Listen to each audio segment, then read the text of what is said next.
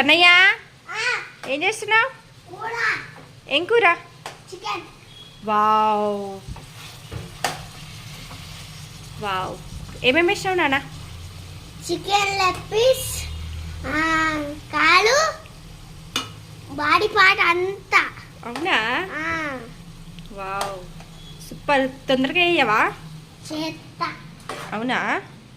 ఇంకో గీడుంది leg piece దగ్గర గీడుంది. Wow Leg piece. సూపర్ బిట్ట. అది ఎవరికి? నాకు నాకు. పీసెస్ నీకు, డాడీకి కూడా పీసెస్ డాడీకి. సూపర్ వేయి మరి. సరే ఓకేనా? చికెన్ బాగుంటాయి.